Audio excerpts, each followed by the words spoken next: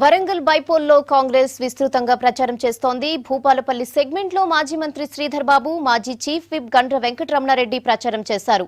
ప్రతిపక్షంలో ఉండి పోరాడేందుకు తమకు మద్దతివ్వాలని, ప్రభుత్వాన్ని నిలదీసేలా తీర్పునివ్వాలని అన్నారు శ్రీధర్ బాబు. కేసీఆర్ సర్కార్ నలుగురు వ్యక్తుల కేంద్రంగా నడుస్తోందని, గులాబీ పార్టీకి బుద్ధి చెప్పాలని ఓటర్లను కోరారు.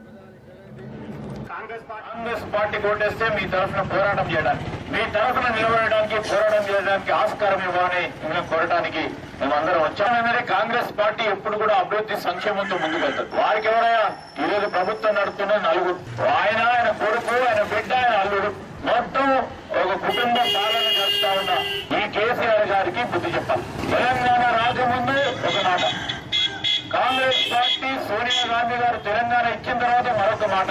ఈరోజు తెలంగాణ రాష్ట్రం ఏర్పడి ప్రజలందరూ కూడా పెట్టిన ఆయనకు అధికారం ఇస్తే ఇష్టారాజ్యంగా అడ్డగోలుగా నడుపుతా ఉన్న కార్యక్రమాలను మీరందరూ కూడా చూసి ఈరోజు ఆయన ఏం చేయమంటారు? రైతు సోదరులు ఆయన ఇచ్చిన మాటపై నిలబడమంటారు. ఏంది ఆయన ఇచ్చిన మాట?